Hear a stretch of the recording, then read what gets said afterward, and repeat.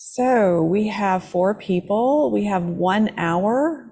Should we stop at like 15 minutes before? I'm just trying to decide how much time we should give each person to speak. Do you think 5 minutes? Yeah? And does everyone agree with my using the timer? Does that work? Sure. Thumbs up? Yeah? Okay. Beautiful. So our topic today is relational empathy, and trying to come up with the words that we feel best reflect relational empathy. Who would like to be the first speaker? Jana? Beautiful. All right, so I'm going to turn the timer on for 5 minutes. It is in reverse, just so you know. Would someone like to take notes? Or I guess if we have the transcript, we don't need to do notes. I like to write as I'm listening, so but I'll go ahead and turn the timer on. 1, 2, 3, 4, 5. And Jana, who would you like to be your listener? Oh, I thought you're the first listener. Oh, that's right. Thank you for the reminder.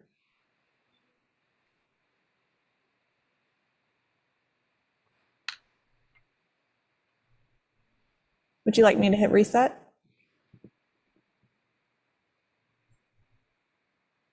Jana? Looks like she's frozen. Reset. Where's that timer coming from?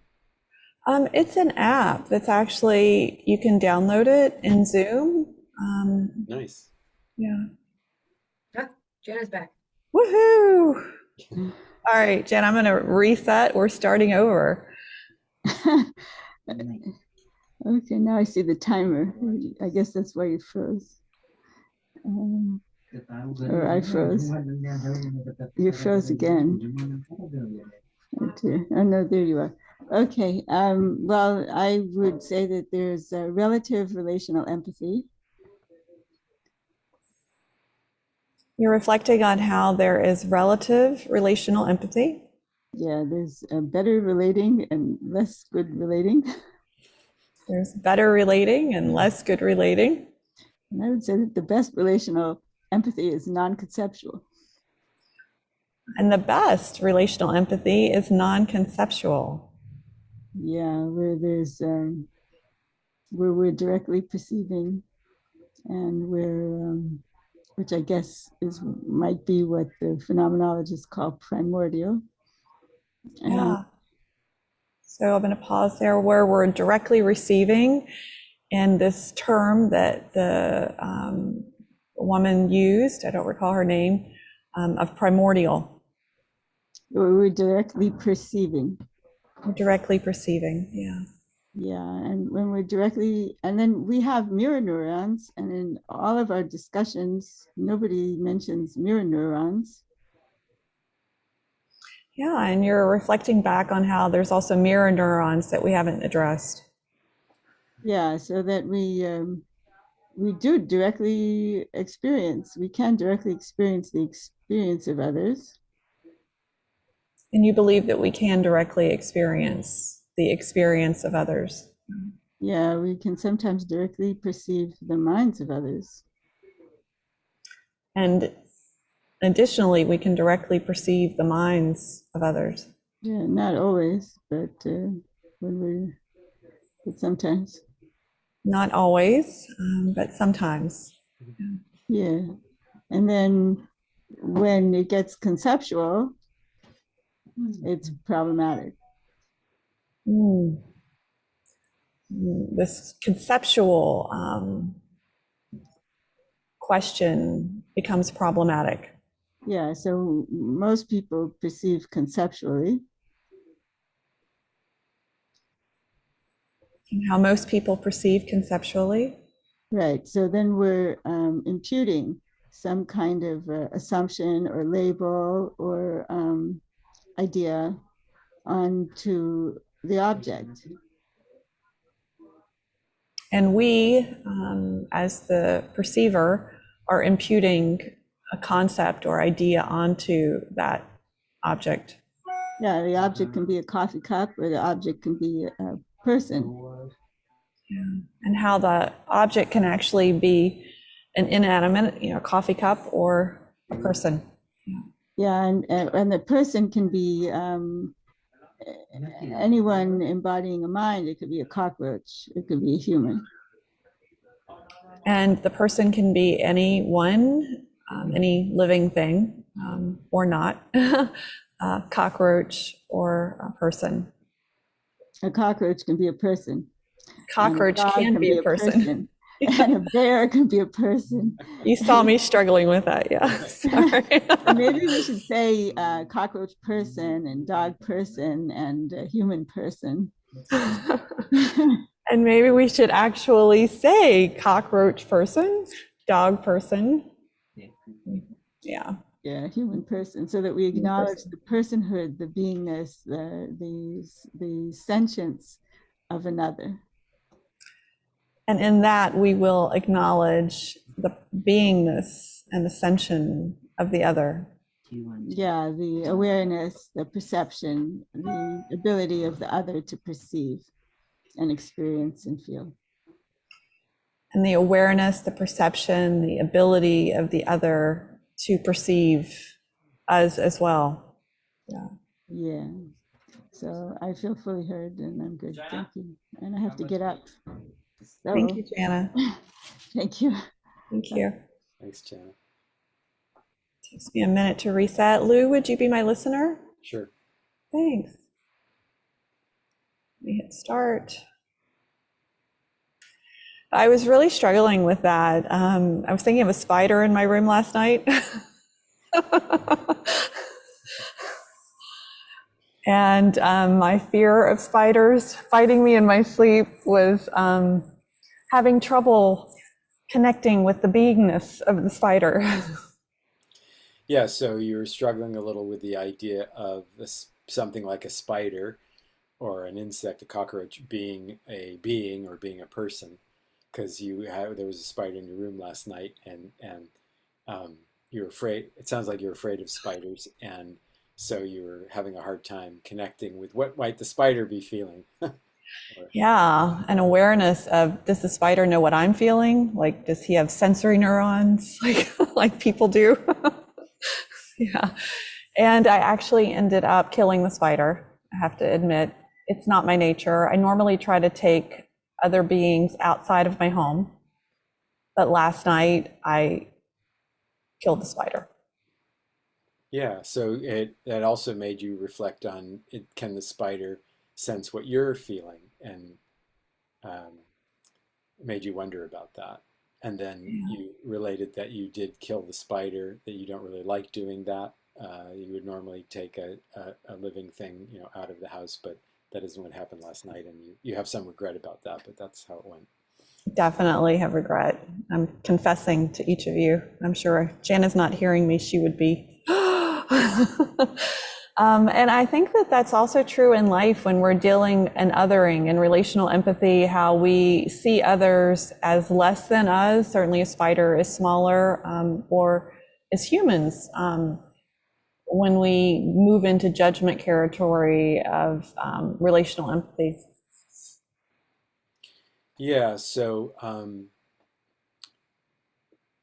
so you're saying that the kind of drawing an analogy between the spider being smaller and less than physically and maybe neurologically too, and you're saying that's the same. Thinking about the spider as less than is also what happens with human beings when a person thinks of another person as being less than or having such judgmental judgment of them, which justifies treating them as less than.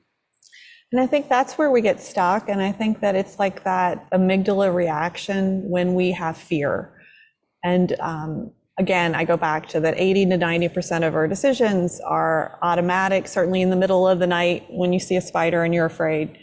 But also in daily life, like if people are experiencing financial insecurity or they're struggling, we could see how people respond the same way to each other that we do to animals.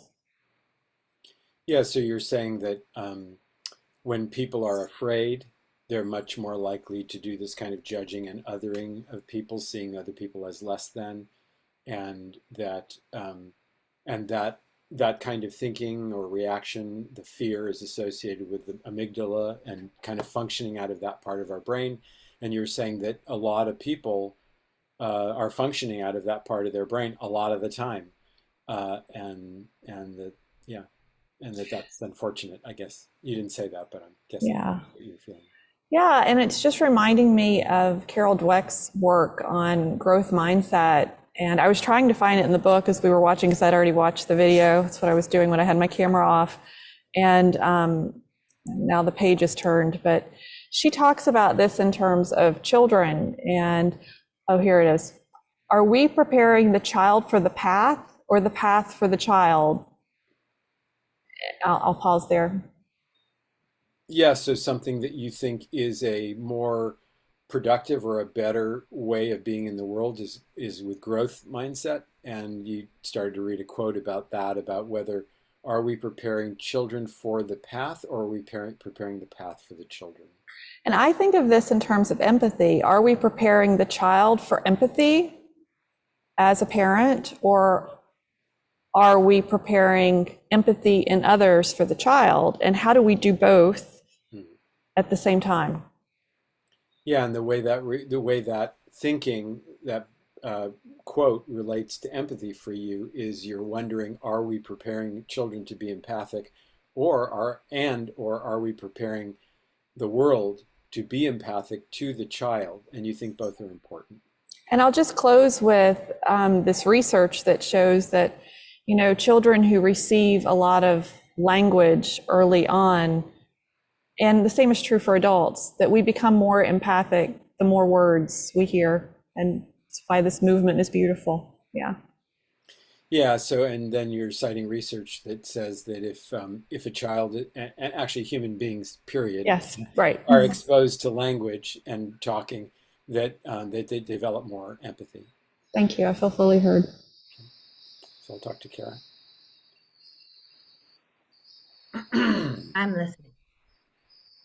Yeah, so I'll just comment a little bit on what Crystal was just saying. So my own thinking about that, about human beings and empathy, is that we are wired for empathy. We are naturally wired for empathy. And I do think that, so non-verbally. So when kids are pre-verbal, you can watch children and adults relating to each other non-verbally with just making sounds or facial expression. And there's definitely empathy going on there. They are feeling each other and connecting. I'll stop there. So you're commenting on some of Crystal's things, and for you, empathy is obvious, even pre-language. It is part of who we are at our core, and you can see it even before people can speak, that they can show that empathy to each other with grunts and facial expression. Yeah, and I think in families where there's a lot of language, recognizing feelings, acknowledging feelings, expressing feelings, what happens there is that you learn words for your inner experience, and you're able to articulate what's going on in you. So everyone has stuff going on. Some people have words and can describe it and can say it, and have words to try to name what's going on in others. And if you don't have a lot of exposure to that, you don't necessarily have a lot of words. So for you, everyone has the empathy. Those who are gifted, given language to express that, allows them to articulate what is going on. But everybody has stuff going on, whether you have the words for it or not. Yes, and I also think that if you grow up in a family where your feelings are not welcome, or only certain feelings are welcome, then you survive by stopping feeling those, or well, you stop expressing them, and maybe you even over a long period of time actually lose contact with them. And so I think that's why some people are very shut off from their feelings or are afraid to express them, because they learned that it's not safe to do that. And so that makes them less in contact with themselves and what they're experiencing, and makes it less likely they can be in contact with others, or open, that kind of openness that I was talking about, be open to the experience of others. So I heard that for you, empathy is a expression of self-awareness, and sometimes that awareness is muted because it's unsafe to feel certain things or express certain things, and so you shove that down, tuck that aside, push it away, occasionally to a point where it ceases to exist in any kind of awareness for yourself. But that being more aware allows you to be more open also. Yeah. Yeah. Thank you. Um, yeah. So, and then the other thing I'll say about conceptual, so that listening to the video reminded me of being in philosophy class in college. So I took about 12 units of philosophy in college. I thought I was going to be a philosophy major. And then I discovered that, I'm interested in talking conceptually about this much, and philosophy majors want to talk, like this much. And I start asking pretty quickly, like, so is there a way to use this like in life? And that was kind of my reaction to the video. Was I'm listening to it, I'm thinking, okay, this is interesting, but like, is there any way to apply this? Like, would this help facilitators? And my answer is no. And so you watching the video made you think back to when you took 12 credits of sociology, and while you enjoyed about this much of it, there was about this much, and you really just wanted to know, how do we apply it? And you thought the same thing about the video, like, cool, this is really good conceptual stuff, but how are we going to apply it to facilitating empathy circles? I also thought it was a good example of how Western scientific thinking focuses on trying to break things apart and understand the components and the process, which is an interesting process to do and has some validity. But in the case of empathy, or a mushy pro, experiential thing, uh, doesn't necessarily help produce understanding or increase experience. And so it's kind of like, I think, what Jana was saying. So what's my point? Well, I'll stop there. Okay. Tying it back to Jana's thoughts, while the Western way of picking things apart and really kind of analyzing their bits and pieces and processes is a fascinating and often rewarding experience, it doesn't really allow you to address the mushy gushy human factor of all of the things that are going on. Yeah. So my time's up, Crystal? Yes. Yeah. But if you have that final thought, you want to share it, please do. Um, yeah, no, I don't. So go ahead, Karen. Thanks for hearing me. Yes. I will circle it right back around to Crystal. No, to Jana. Jana, are you in a spot you can hear? Is that right? Right. Yeah. Okay. Let's see. So relational empathy, things I've heard that resonate with me through this is the mirror feedback loops. I think that that's an important part of relational empathy. I think that also self-awareness before we can be aware of others is part of that experience. I'll stop there. So you think two things are important for relational empathy? One is some mirror loop feedback, and the other is what is it? I forgot. Sure. So mirror feedback loops, and then self-awareness so that we can have other awareness. And in order to be aware of others, that we really need to be self-aware, and that contributes to our awareness of others. Yeah. When Lou was talking about how, and Crystal were talking about language, those who are gifted with lots and lots of words to describe what they're experiencing. It's not that they're experiencing anything more or better than anyone else. They just have the words for it.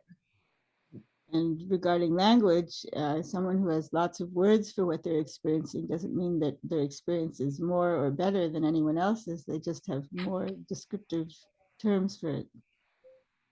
Which allows for a self-awareness when you are able to describe to yourself what is going on. It allows a higher level of self-awareness, which also allows for a higher awareness of what others might be going through. And you think that having many, I'm sorry, I'm not saying this right. so, so having many terms or many words to describe, many descriptive terms for our experience, it can contribute to self-awareness because Yeah, that- because you're aware of it and you can name it, and that just humans like to categorize things. It's the way our brains work. and because we can categorize things, and that's how we operate. So for me, relational empathy, and you don't have to get this exact, you can just kind of rephrase it yourself because I say this a lot, but it's a lot, is that, at our very core, we are meat suits full of hormone soup that has survived trauma and drama to arrive to today. And relational empathy allows us to look at ourselves and recognize that, and then see that same beingness in someone else. So describing how we're kind of this embodied animal, and that we have this kind of human animal experience together, and that self-awareness allows us to recognize that in others as well. Yeah. And I don't remember who said it where, but I heard this thing, somebody said something about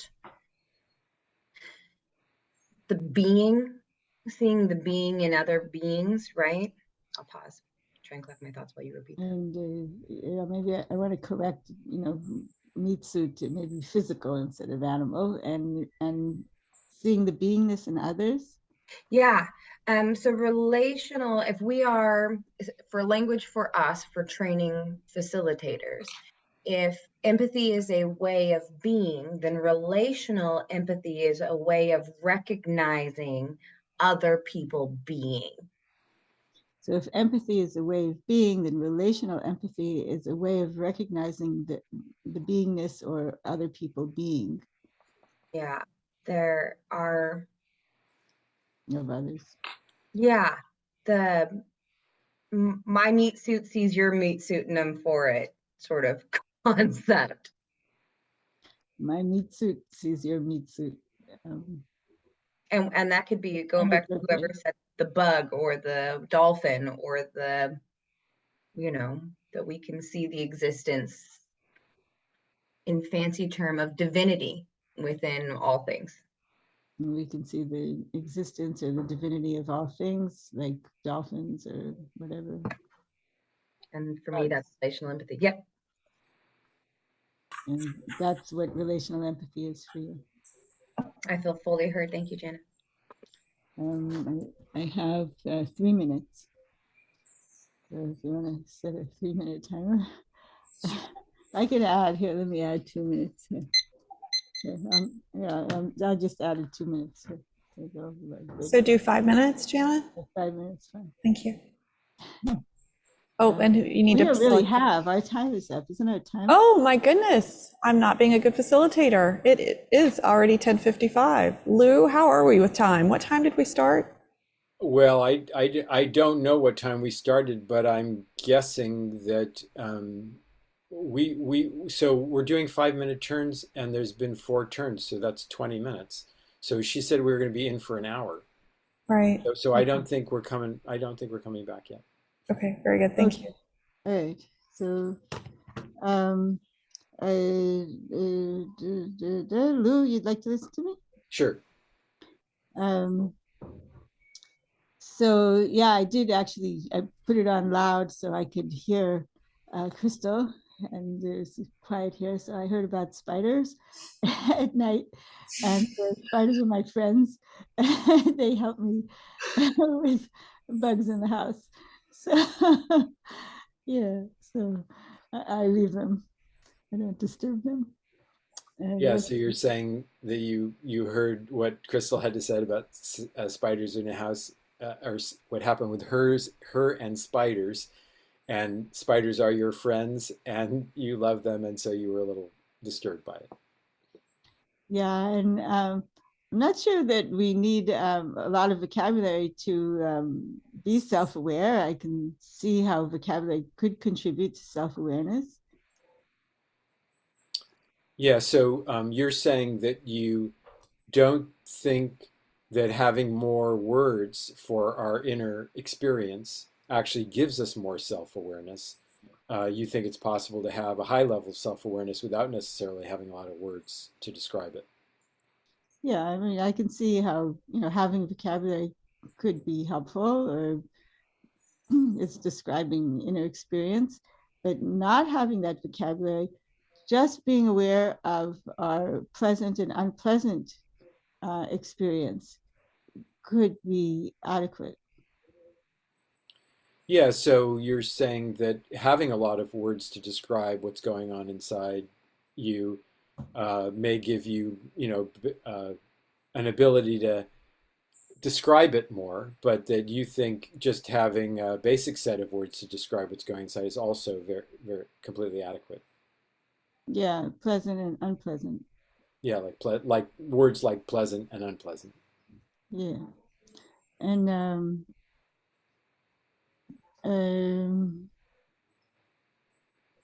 what else? Um, Relational empathy. Hmm. Yeah, I agree with Lou also that um, these philosophical, conceptual uh, engagement of the mind is maybe not so useful for being more empathic. Yeah, so you're saying you agree with what I was saying about philosophical analysis and heavy conceptual thinking. It doesn't necessarily help with empathy. Yeah, and I liked kind of turning children in the path and the path and children into empath. And I like to kind of adopting, empath and empathy as a description of path. Yeah, so what Crystal was saying about preparing the path for children or sending children on a path, you like to transform that into empath. Yeah, be empathic for children or help sending them on an empathic path. Yeah, and I feel heard, so that's enough. Yeah, Okay, just thanks, Jenna. knowledge carries beingness. Yeah, and you're also just connecting with Kara and acknowledging her beingness. Thank you. Okay, so I'll talk to Crystal. Thank you.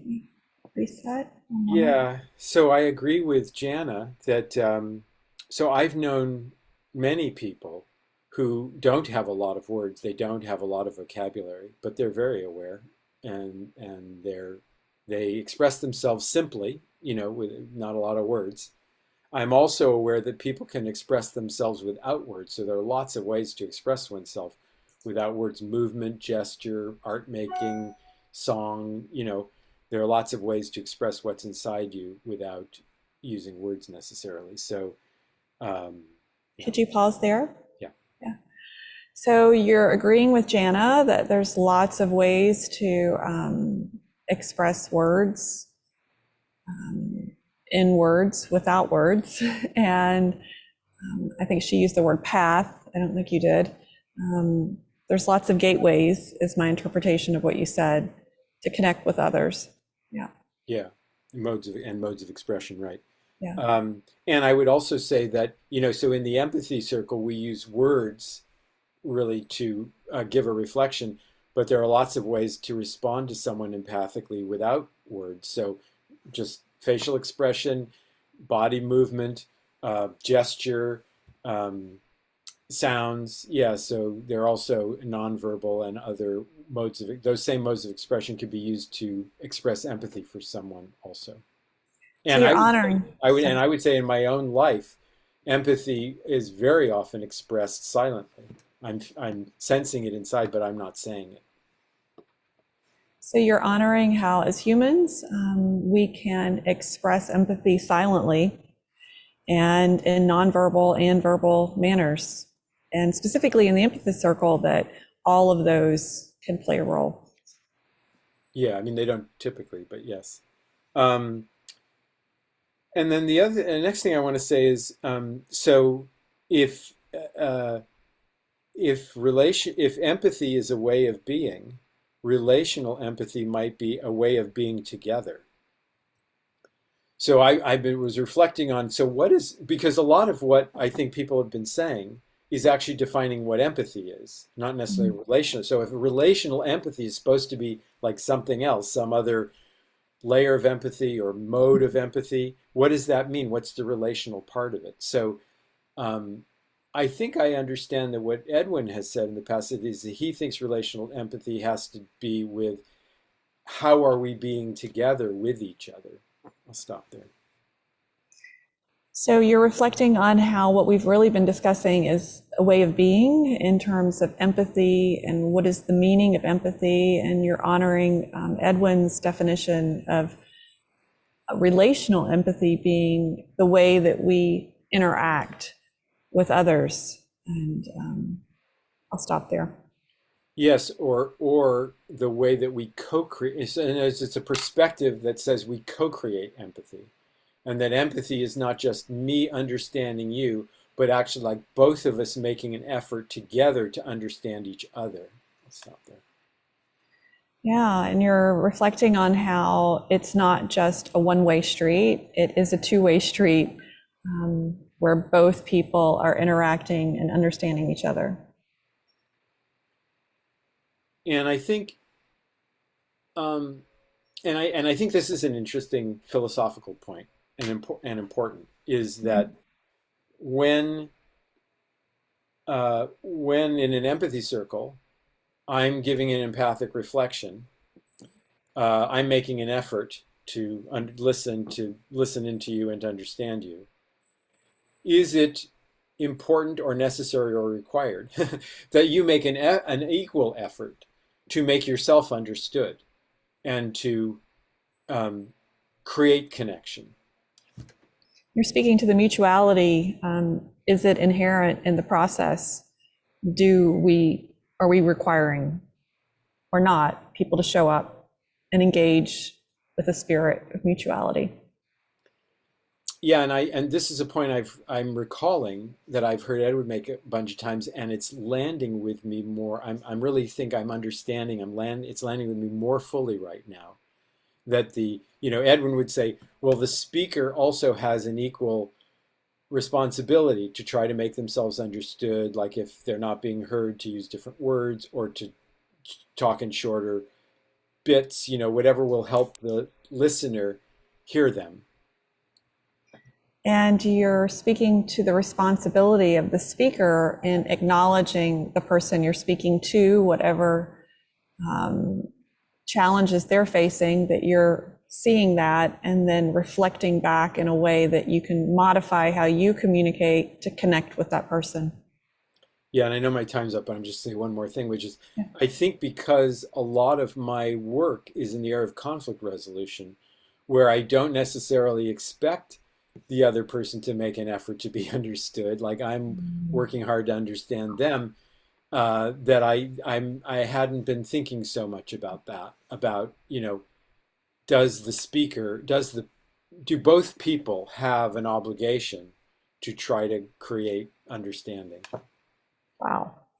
And you're reflecting on how in your work in negotiation and I assume mediation as well, high conflict, you didn't use those words, that you're often focused on that process and that perhaps you've overlooked the piece of that both people do have or can have the mutual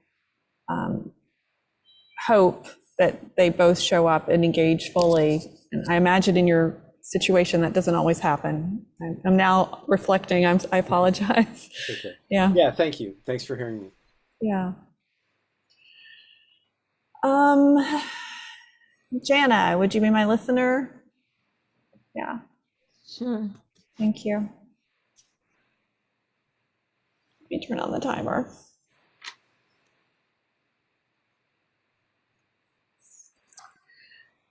So I was so inspired by what Kara said and what Lou said in terms of the ways of being and how relational empathy is different, and also by what you said about path. I'll pause there. So you were inspired by what both Kara and Lou said about relational empathy as a way of being, and also by what I said about path. Because this mutuality piece for me is the magic of empathy circles. The mutuality piece is the magic for you in empathy circles.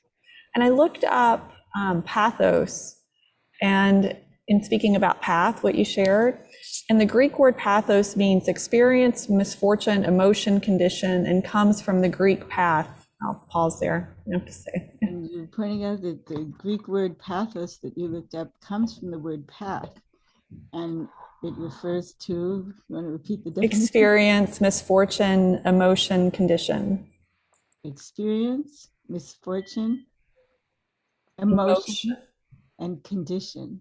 And that path in general means an experience, right? A path in general means an experience. And that word pathos is a member of empathy. It's pathos was one of the originating words of empathy. And pathos is one of the originating words of empathy. It's one of the components of the word. Yeah. And I do think it's a two-way street. And I think that's where, like I said, the magic happens. And I was sharing with someone who's a Christian the other day about the fact that even Satan, they're a Christian, could show up and reflect back to you the whole Bible, but that doesn't mean it's integrated, right?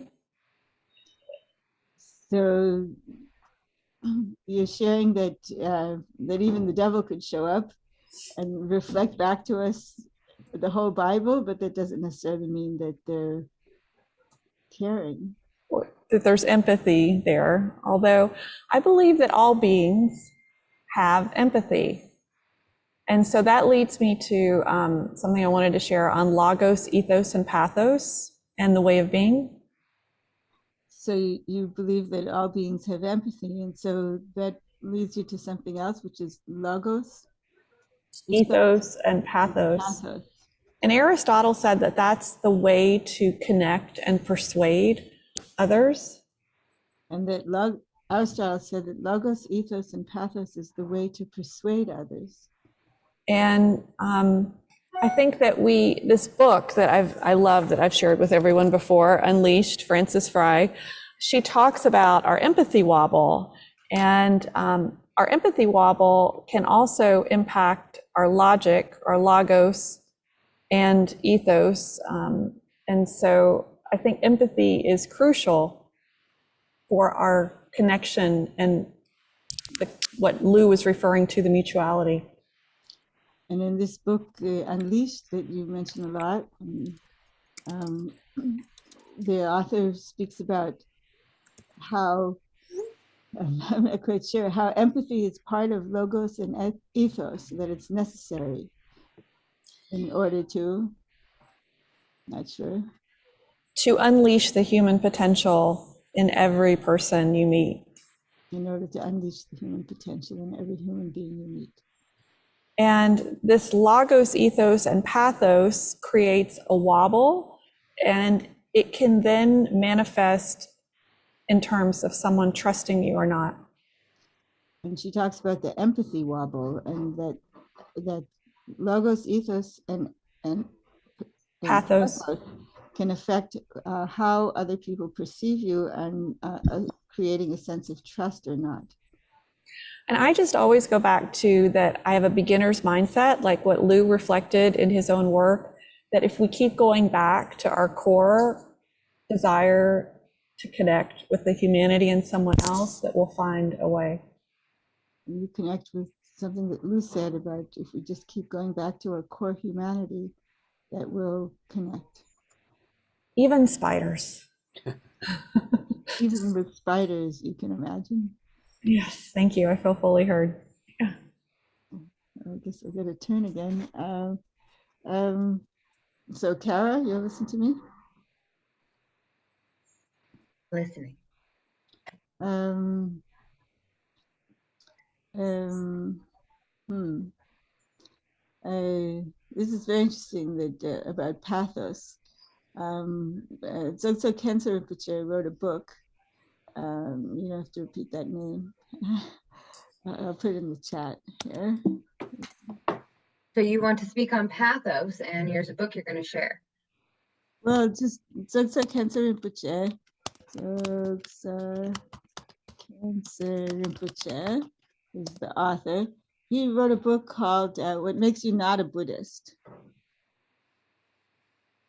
Thank you for typing the name so I don't have to say it. And he wrote a book that says something about not being a Buddhist. Yeah, he wrote a book called What Makes You Not a Buddhist. Maybe What it's makes you not a Buddhist? Okay. yeah. And so re he kind of rephrased a common truth that the Buddha talked about, or a common fact or discovery that the Buddha talked about. So he rephrased a fact, thought, concept that Buddha had. Yeah, it's a truth, a discovery. Yeah, which is that all compounded phenomena are in the nature of suffering. That all compounded phenomena are in the nature of suffering. Yeah, and Dzogchen Khyentse Rinpoche just said all emotions are pain. That all emotions are pain. Yeah, and so when I think about that meaning of pathos, or as path or empath, being experience and emotion, that's very interesting to me. So when you think of that in conjunction with pathos, for you, that's very interesting. Yeah, and thank you, Crystal, for reminding me about the book Unleashed, because I bought it, but it disappeared on my shelf and I haven't read it yet. And also glad to be reminded of the book that you got because you haven't read it yet. Yeah. So we have somebody here. So yeah, let me pull the chart here.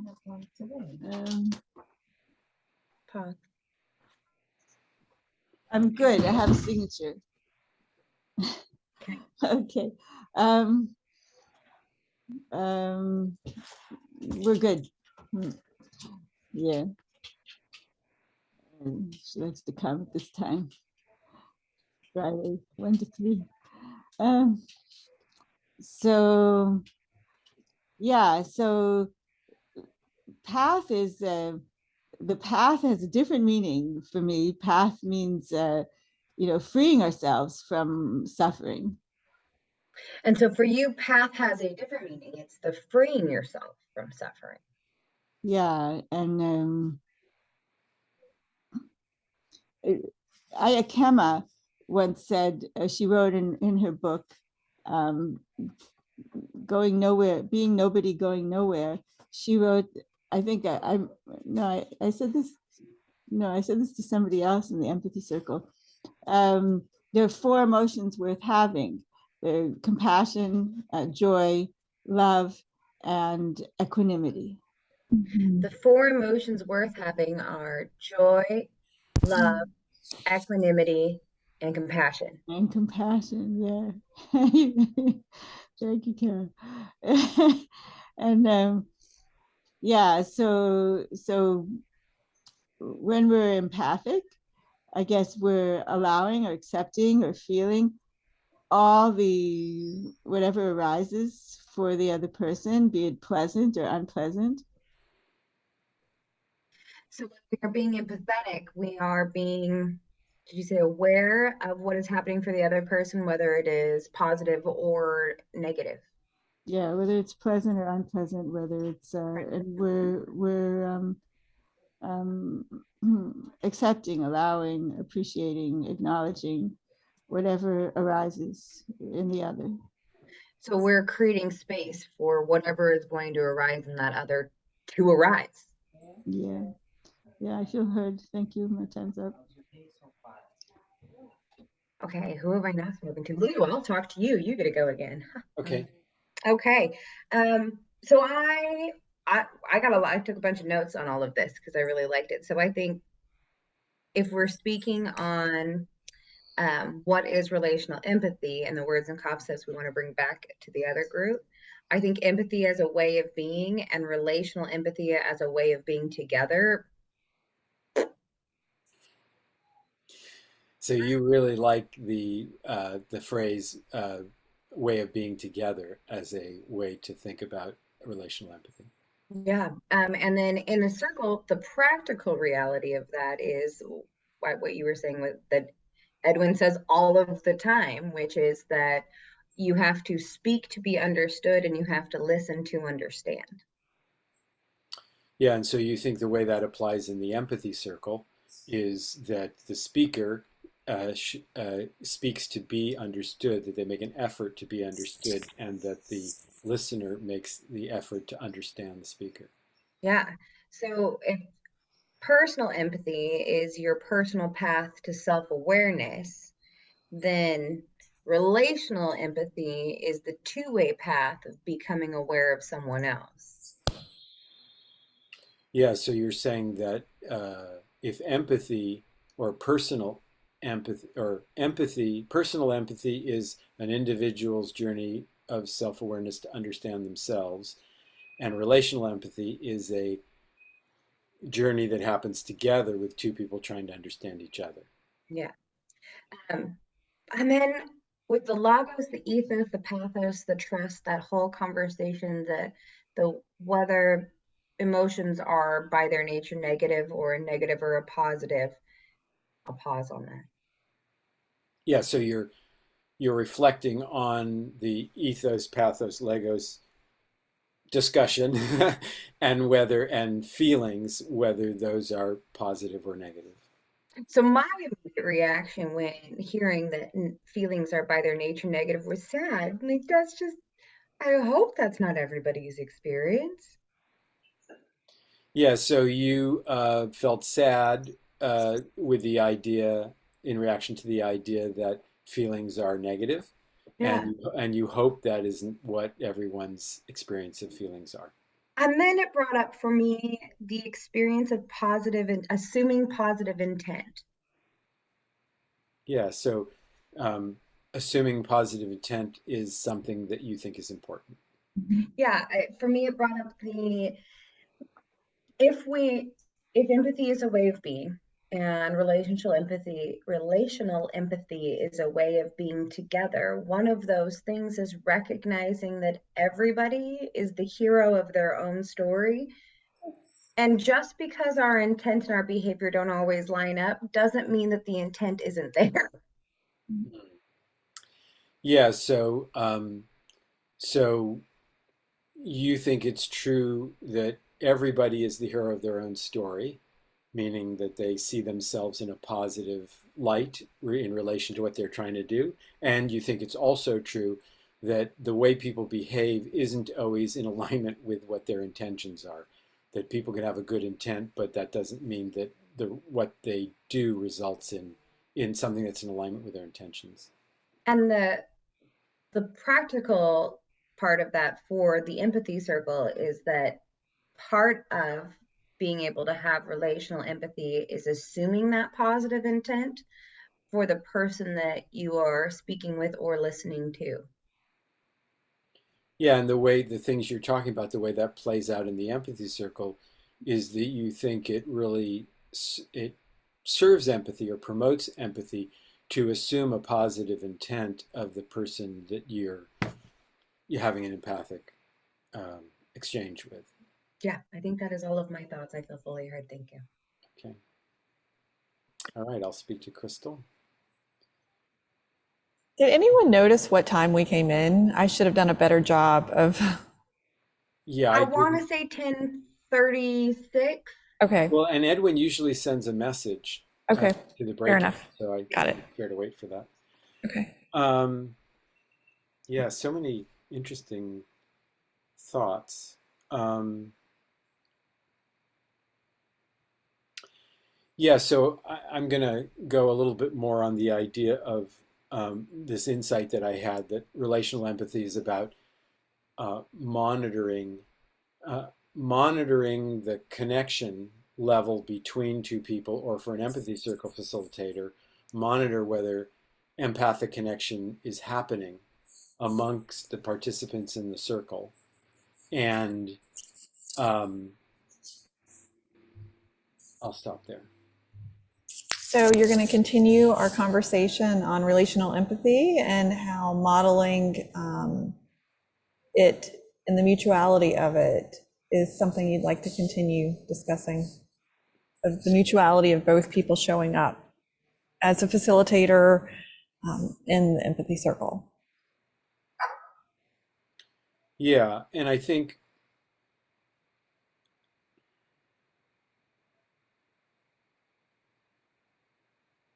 think about it. So the idea that one of the tasks of the facilitator is to monitor whether empathic connection is happening between participants in the circle, and I guess being willing to do something about it if it's not happening. What does that actually mean? I guess that actually means um, really it's just monitoring empathic reflection going on, and if it's not happening, like providing making sure that the speaker feels heard. And I guess it also means asking the speaker to make adjustments if you think that what the speaker is doing is actually, or if you think the speaker could contribute more to the empathic connection by changing the way they're speaking. So you're acknowledging that the speaker has an obligation in the circle to demonstrate their own awareness of, are they connecting with the person who is reflecting back, and how they can improve that connection. Yeah, and it's interesting to use the word obligation. So I do have a thing about demands, and the I do. It has been my perspective that I might request that a speaker speak in smaller chunks, or um, yeah, in order, so that the reflector has an easier job reflecting. But that's a request, and the idea of whether the speaker actually has an obligation to do that, or whether it's really just would they be willing to do it. I think that's an interesting question. Yeah, and you're pointing to my using a different word than what you used, obligation, and differentiating between, is it an obligation, or what is it for the speaker? What does it mean, and how do they process that? Yeah, because I would say it has been part of my holding of what being with someone empathically is. It has been part of my holding of that, that it doesn't matter how the speaker speaks. So the speaker should be able to speak however they want in the most vile thing way, even attacking me personally.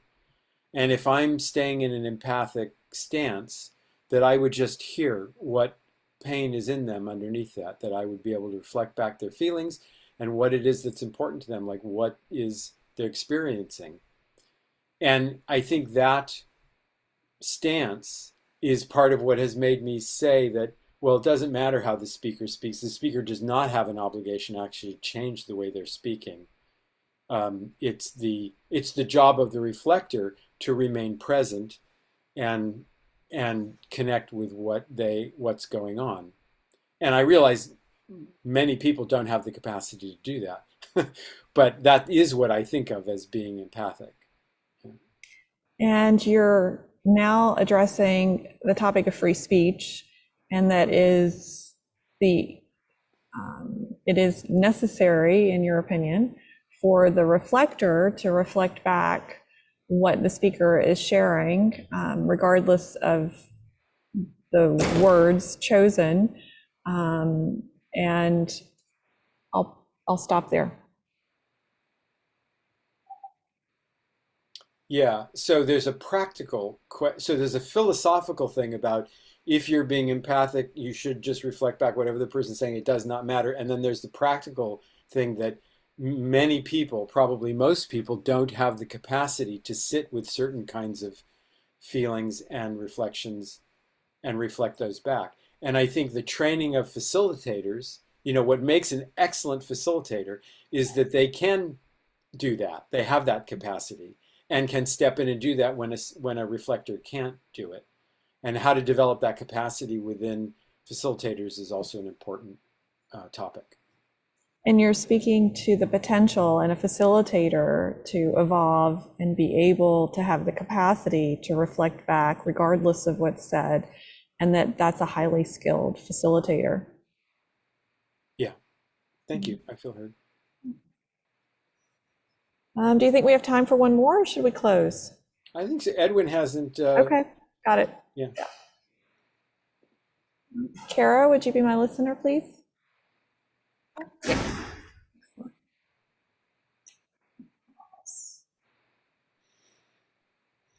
Wow. I am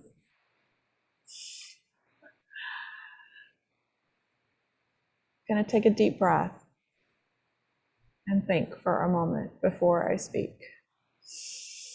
We're going to give you space to collect yourself.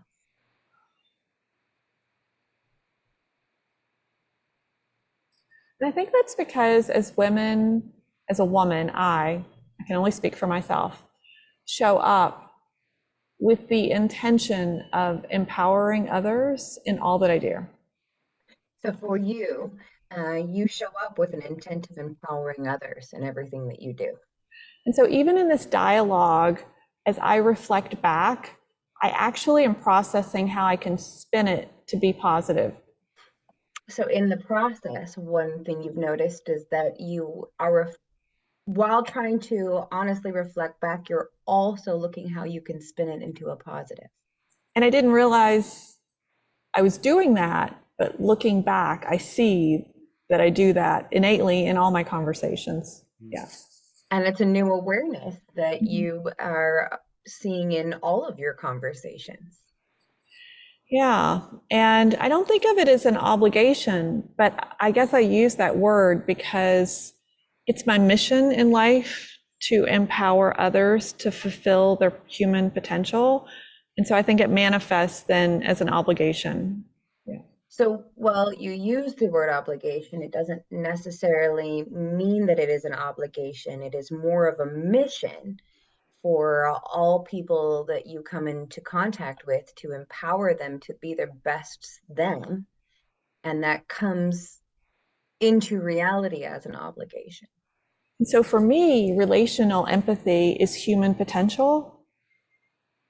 Yeah. So for you, relational empathy is about that human potential. And it's seeing Lou as a child, Jana as a child, you as a child, and imagining, what was your dream? Who did you want to be?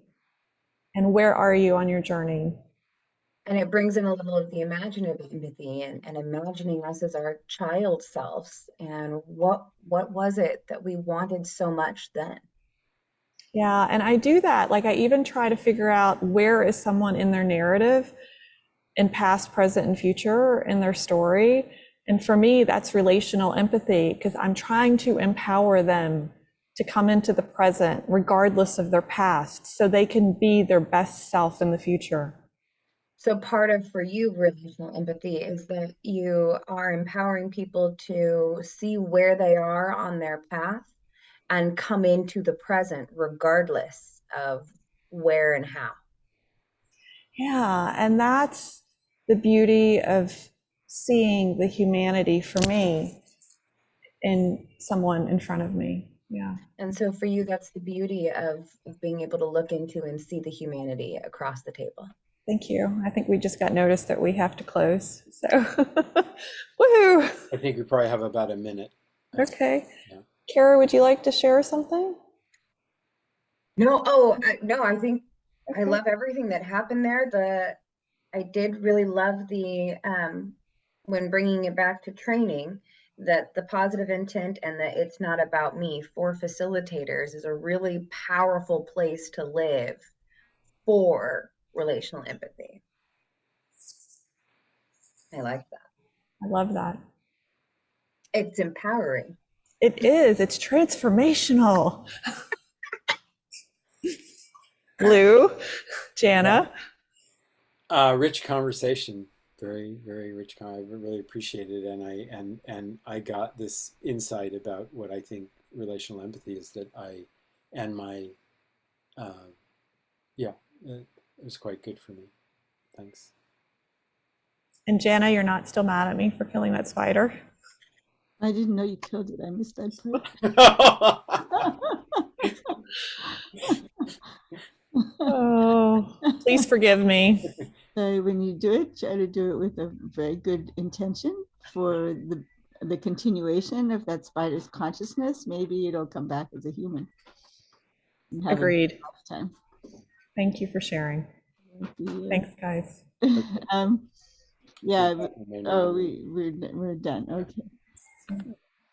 Progress.